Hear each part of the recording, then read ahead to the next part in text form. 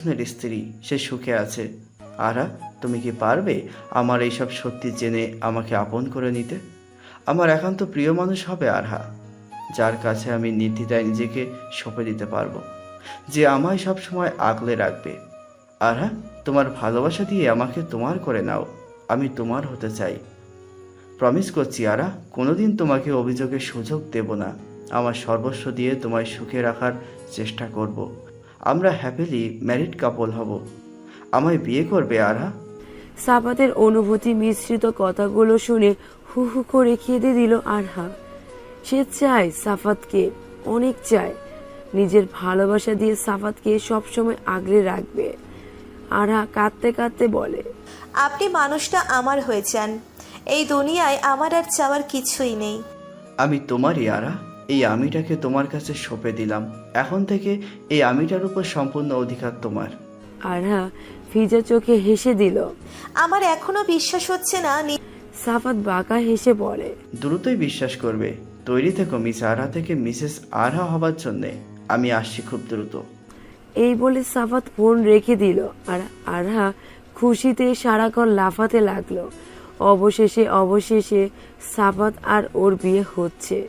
নিজের ভালোবাসার মানুষটিকে আপন করে পাবার থেকে সুখ আর দ্বিতীয়টি নেই। আরহা দৌড়ে গেল ওর ভাবির কাছে। ওর ভাই আর ভাবি দুজনেরই জানে আরহা সাফাতকে ভালোবাসে। ভাবির কাছে সব বলবে, আর ওর ভাবি ওর ভাইকে বলবে।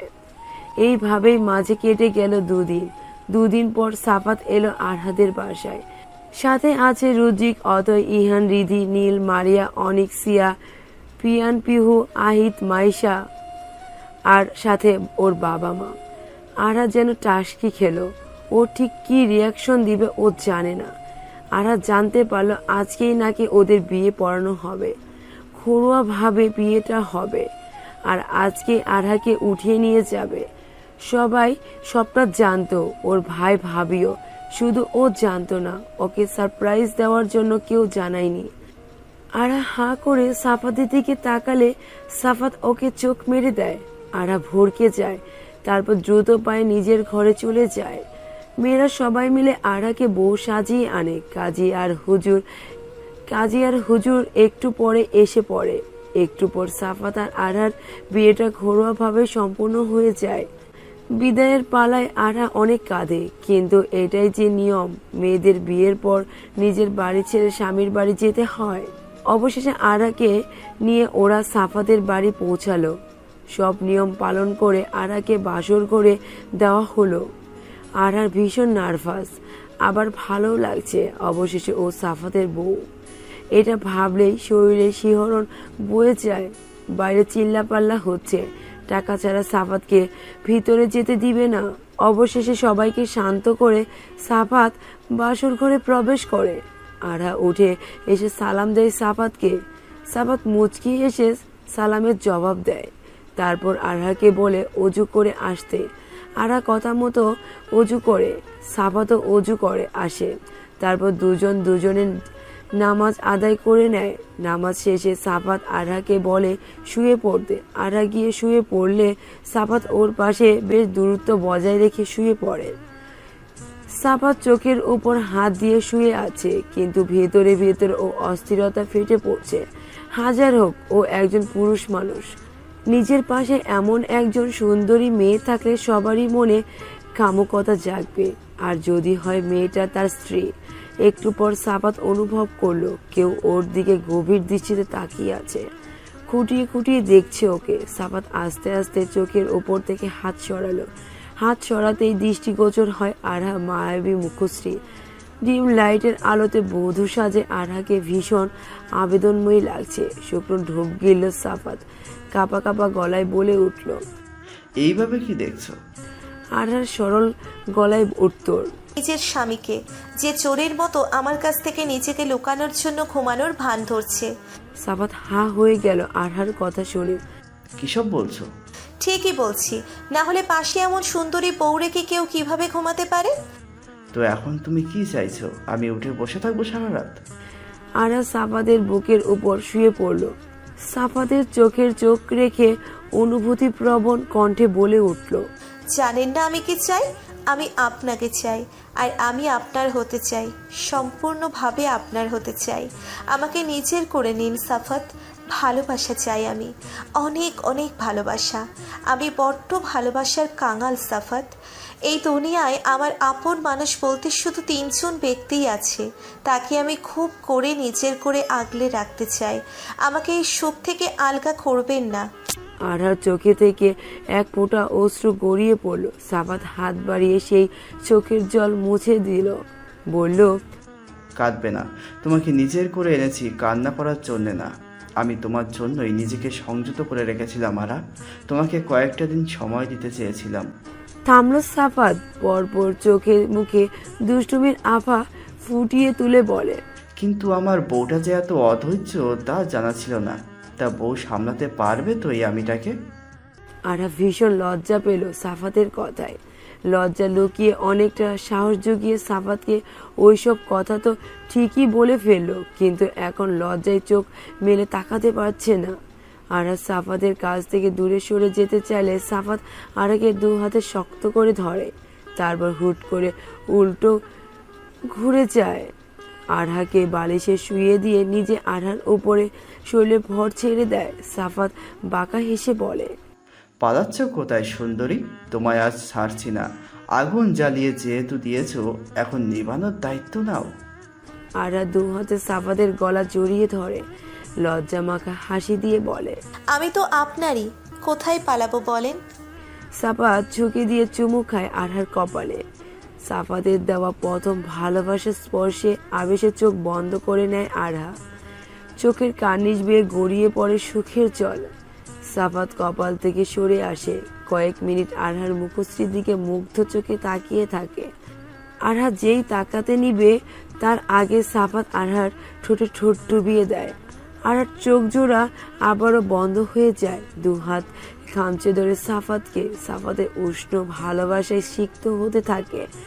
ভালোবাসার সমুদ্রে পাড়ি জমায় 2 জন। ফ্লাইটের টিকিট হাতে নিয়ে বসে আছে রিয়ান। কাল সন্ধ্যা 7টায় ওর ফ্লাইট। হ্যাঁ, সে চলে যাচ্ছে এই দেশ ছেড়ে। পাশে থাকা ফোনটা হাতে নিল রিয়ান। ওয়ালপেপারে সিয়ার একটা হাস্যোজ্জ্বল ছবি। এই ছবিটা সেদিন মেঘালয়ে নিজের অজান্তেই তুলেছিল রিয়ান। কেন তুলেছিল এই ছবি সে প্রশ্নে উত্তর পায়নি রিয়ান, তবে আজ স্পষ্ট উত্তর আছে ওর কাছে। সে ভালোবেসে তুলেছিল ছবিটা, তবে আফসোস ছবিটা ওর কাছে ঠিকই আছে, কিন্তু ছবির মানুষটা ওর না। রিয়ান বুঝতে পেরেছে সৃষ্টিকর্তা ওর পাপের শাস্তি দিয়েছে ওকে, কিন্তু এই এত বড় শাস্তি কিভাবে ভোগ করবে রিয়ান? সারাটা জীবনের জন্য ওকে কষ্টের সাগরে ডুবিয়ে দিল। ভালোবাসা না পাওয়ার এই আক্ষেপ কিভাবে মিটাবে রিয়ান? আদৌ কোনোদিন মিটবে এই আক্ষেপ, এই ক্ষত? জীবনের প্রথম কাউকে ভালোবাসলো রিয়ান, আর তাকেই পেল না ও। কিভাবে পাবে? মানুষটা যে অন্য কাউকে ভালোবাসে। জোর করে আর যাই হোক ভালোবাসা আদায় করা যায় না। যার মনে আগে থেকে কেউ আছে সেই মনে ও কিভাবে ঠাঁই নিবে? জীবনে অনেক পাপ করেছে রিয়ান, এখন 2টো ভালোবাসার মানুষকে আলাদা করে আর এই পাপ করতে চায় না রিয়ান। তাই তো চলে যাচ্ছে এখান থেকে, সবকিছু ছেড়ে ছুড়ে দূরে চলে যাচ্ছে। ভালো থাকুক সিয়া আর ওর ভালোবাসার মানুষের সাথে।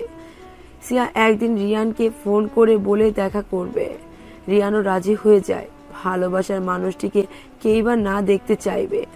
রিয়ানের ক্ষেত্রেও তাই হলো। রিয়ান জানতো অনিকার সিয়া রিলেশনশিপে ছিল, আর তাদের তো ব্রেকআপ হয়ে গিয়েছিল। তাই তো সিয়াকে নিজের করে পাবার আশা জন্মেছিল। কিন্তু কে জানতো সেদিন সিয়া ওকে অনিকের সাথে দেখা করাতে নিয়ে আসবে, তারা যে আবার এক হয়ে যাবে ভাবতেও পারেনি রিয়ান। সেদিন বহু কষ্টে ওদের সামনে স্থির হয়েছিল রিয়ান। কোনো রকম কথাবার্তা বলে কাজের বাহানা দিয়ে চলে এসেছিল রিয়ান। বাড়িতে এসে অনেক কান্নাকাটি করে, তারপরে সিদ্ধান্ত নেয় ও নিজেও জেনির মতো এ দেশ ছেড়ে চলে যাবে। আর সেই অনুযায়ী আগামীকাল ও চলে যাচ্ছে লন্ডন। রিয়ান ফোনে 2টো মেসেজ টাইপ করলো, একটা পাঠালো সিয়াকে আর একটা রুজিকে। তারপর ঘুমের ওষুধ খেয়ে ঘুমিয়ে গেল। এটা না খেলে রাতে যে ঘুম আসে না 2 চোখের পাতায়। আমায় ক্ষমা করে দিস ভাই, অনেক অন্যায় করেছি তোর সাথে হিংসে করে জীবনটাকে নষ্ট করে ফেলেছি। এখন যেটুকু আছে তাও খোয়াতে চায় না। আল্লাহ তাআলার হয়তো আমার উপর দয়া হয়েছে, তাই তো আমার মনটা নরম করে দিয়েছেন, বুঝিয়ে দিয়েছেন আমি যে এতদিনে পাপ করেছিলাম। আমাকে মাফ করে দে ভাই। অথই ভাবিকে নিয়ে সুখে থাকি। তোদের জন্য অনেক অনেক দোয়া রইলো। আর হ্যাঁ, আমার জন্য দোয়া করিস। আমি দূরে চলে যাচ্ছি, এই দেশ ছেড়ে চলে যাচ্ছি। মামা, বড় ভাইয়া, বড় ভাবি আর দাদুকে বলিস আমি তাদের ভীষণ ভালোবাসি। তোকেও ভালোবাসি ভাই, ক্ষমা করে দিস আমায়। মেসেজটা পড়ে আকাশের দিকে তাকিয়ে দীর্ঘশ্বাস ফেলল রুচিক। চোখ বন্ধ করে বিড়বিড় করলো, ভালো থাকিস তুই রিয়ান, অনেক অনেক ভালো থাকিস। তোর সব কষ্ট মুছে যাক, সুখী হ ভাই। সেই মেঘালয় থেকে আমাদের পরিচয়। একটা অপরিচিত মেয়েকে পড়ে যাওয়ার থেকে বাঁচিয়েছিলাম। আর সেই মেয়েটা আস্তে আস্তে কিভাবে যে আমার এত ভালো বন্ধু হয়ে গেল বুঝতেই পারলাম না। তোমাকে কোনোদিন ভুলবো না সিয়া, তুমিও আমায় ভুলো না। তোমায় ক্ষমা চেয়ে নিচ্ছি তোমার একটা আবদার পূরণ করতে না পারার জন্য। আমার মুখটা তুমি অনেক দেখতে চেয়েছিলে, কিন্তু আমি দেখাইনি, তার জন্য দুঃখিত। কিন্তু কি জানো, কিছু কিছু জিনিস আড়ালে থাকাই ভালো, তাহলে সবাই ভালো থাকে। যেমন আমার চেহারাটা না দেখাতে তোমার ভালো। সুখে থেকো সিয়া, ভালো থেকো অনেক। আর তোমার জন্য অনেক অনেক দোয়া রইল। আমার জন্য দোয়া করিও। আমি বিদেশ চলে যাচ্ছি একবারের জন্য। দোয়া করিও সিয়া, ভালো থেকো। আল্লাহ হাফেজ। মেসেজটা পড়ে ভীষণ খারাপ লাগলো সিয়ার। লোকটা অনেক ভালো বন্ধু হয়ে গিয়েছিল ওর, অনেকের সাথে দেখাও করিয়েছিল লোকটার সাথে। সিয়ার যখনই মন খারাপ হতো লোকটা ম্যাজিকের মতো ভালো করে দিত। কিন্তু এত ভালো বন্ধুত্ব হওয়া সত্ত্বেও লোকটা কোনোদিন ওর চেহারা দেখায়নি। অনেক জোরাজুরি করেও লাভ হয়নি। তবে লোকটার নামটা অনেক সুন্দর, আবরার। মূলত রিয়ানের পুরো নাম আবরার রিয়ান। রিয়ান আবরার নামটাই সিয়াকে বলিয়েছিল যাতে সিয়ার মনে কোনোরূপ কোনো সন্দেহ না জাগে। সিয়া কল করলো রিয়ানকে, কিন্তু রিসিভ হলো না ওপাশ থেকে। 2-3 বার দিল, তাও রিসিভ হয়নি। শেষে সিয়া একটা মেসেজ পাঠালো, ভালো থেকো আবরার, বিদেশ গিয়ে আমাকে ভুলে যেও না। আমিও তোমায় ভুলবো না। নিজের কন্ট্যাক্ট নাম্বারটা দিও টেক্সট করে। আর হ্যাঁ, নিজের যত্ন নিও। Have a safe journey. মেসেজটা করে সিয়া ফোনটা রেখে দিল। অনেক রাত হয়েছে, এখন ঘুমানো প্রয়োজন। হাসি খুশি আনন্দে উল্লাসে কেটে গেল কয়েকটা মাস। রুডিকদের অনার্স ফাইনাল ইয়ারের রেজাল্টও আউট হয়েছে। কয়েকদিনের মধ্যে ওরা মাস্টার্সে ভর্তি হবে। সবার রেজাল্টই ভালো এসেছে। রুডিক আর অতয়ের পরিবারের সিদ্ধান্ত নিয়েছে মাস্টার্সে ভর্তির আগে দ্রুত মির্জা বাড়ির পুত্রবধূকে মানে অতয়কে নিয়ে যেতে চান। সবাই রাজি এই সিদ্ধান্তে। গতকাল গায়ে হলুদটা একসাথে হয়েছিল রুডিক আর অতয়ের একটা কমিউনিটি সেন্টারে। আর আজ ওদের বিয়ে পড়ানো হলো। রুডিক আর অতয় আবারও 3 কবুলের মাধ্যমে নিজেদের স্বামী স্ত্রী রূপে গ্রহণ করে নিল।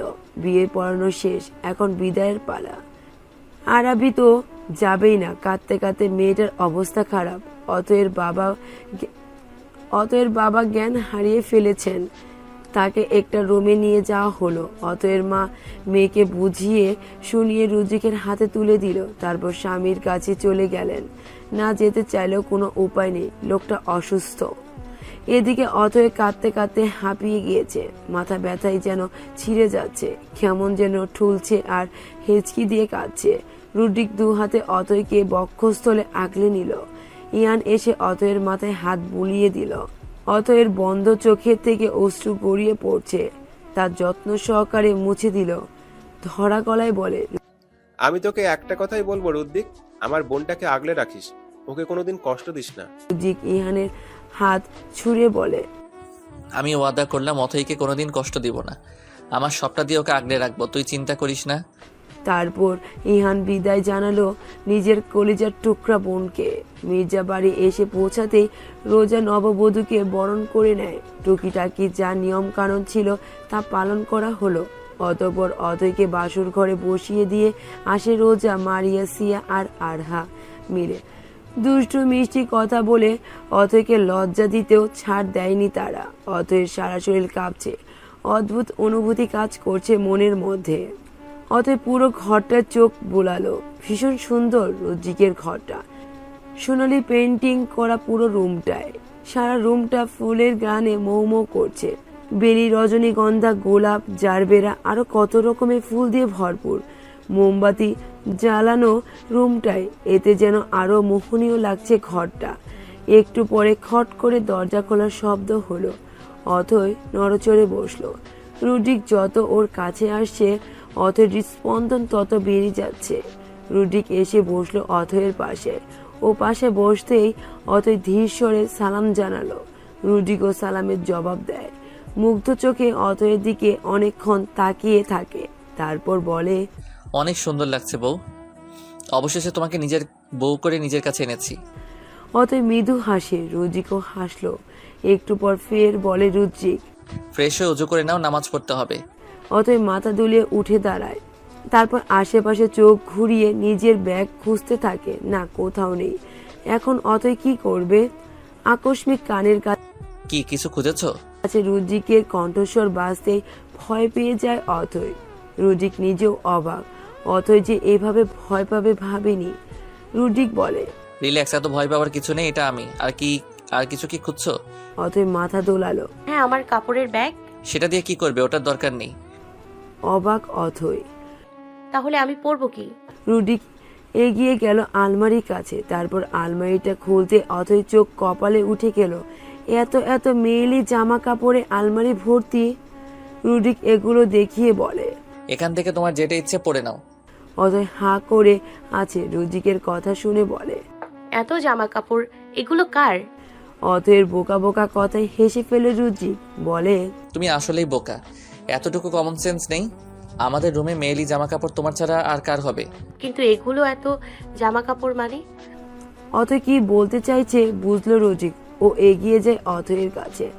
অথয়ের গালে আলতো স্পর্শ করে বলে, আমাদের বিয়ে যখন হয়েছিল এরপর থেকেই আমি তোমার জন্য নিজে পছন্দ করে এসব কিনেছি। যখনই শপিং মলে যেতাম সেখানে যা পছন্দ হতো তোমার জন্য কিনে নিয়ে আসতাম। এবার বুঝেছো?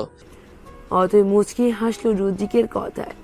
লোকটা আসলেই পাগল, না হলে কেউ এমন করে। রুজিক সরে আসতেই অথয় গিয়ে আলমারি থেকে একটা কালো সুতির শাড়ি নিয়ে নেয়। কালো রংটা রুজিকের অনেক পছন্দ। অথয় গিয়ে ফ্রেশ হয়, অজু করে বের হয়ে আসে। রুজি গিয়ে ফ্রেশ হয়ে অজু করে আসে। তারপর দুজন একসাথে নামাজ পড়ে নেয়। নামাজ পড়া শেষ হতেই অথয় জায়নামাজ দুটো ভাঁজ করে যথাস্থানে রেখে দেয়। ওর কাজ শেষ হতেই রুজিক হাত বাড়িয়ে দেয় অথয়ের দিকে। আলতো স্বরে বলে, মিসেস আরিহান রুদ্রিক মির্জা আমার সাথে জ্যোৎস্না বিলাস করবেন? অথয় হাসে ঝলমলে হাসি। হাত বাড়িয়ে আঁকড়ে ধরে রুজিকের বাড়িয়ে দেওয়া হাত। বলে, মিস্টার আরিহান মির্জা এমন ভাবে ডাকলে কি তাকে মানা করা যায়? রুডিক হাসলো। তারপর দুজন চলে যায় বারান্দায়। রুজিক গিয়ে দোলনায় বসে পড়ল। পাশে বসলো অতয়। অতয় রুজিকের কাঁধে মাথা রাখলো। অতয়ের দৃষ্টি ওই দূর আকাশের দিকে, আর রুজিক সে তো দেখতে ব্যস্ত তার নিজস্ব চাঁদকে। দুজনের মনের মধ্যে প্রখর অনুভূতিরা দাপাদাপি করছে। রুজিকের ঘোর লেগে যাচ্ছে অথয়ের দিকে তাকিয়ে। চাঁদের আলো অথয়ের গায়ে পড়ায় মেয়েটাকে যেন আরো সুন্দর লাগছে, মোহনীয় লাগছে, আবেদনময়ী লাগছে। রুজিক হাত বাড়িয়ে অথয়ের উন্মুক্ত কোমর আঁকড়ে ধরে, কাছে টেনে নেয় অথয়কে নিজের। অথয় কেঁপে উঠল রুদ্রিকের ছোঁয়ায়, শিরশির করে উঠল সর্বাঙ্গ। রুদ্রিক অথয়ের গলায় নাক ঘষছে। অথয় হাত বাড়িয়ে রুদ্রিকের চুলগুলো খামচে ধরে। রুদ্রিক ঘোর লাগা গলায় বলে, আমার মন তুমি ছুঁয়ে দেখো না অথই, অনুভব করে দেখো সে আমি কতটা চাই। তোমাকে ভীষণ ভালোবাসি অথই, তুমি কি আমার হবে অথই? সম্পূর্ণ আমার। অথয় জোরে জোরে শ্বাস নিচ্ছে। রুদ্রিক এহেন কথায় লজ্জায় দ্রুত ঘুরে গিয়ে রুদ্রিকের দু হাতে শক্ত করে জড়িয়ে ধরে, মুখ গুজে দেয় রুদ্রিকের বক্ষস্থলে। কিয়ৎক্ষণ এভাবেই কেটে যায়।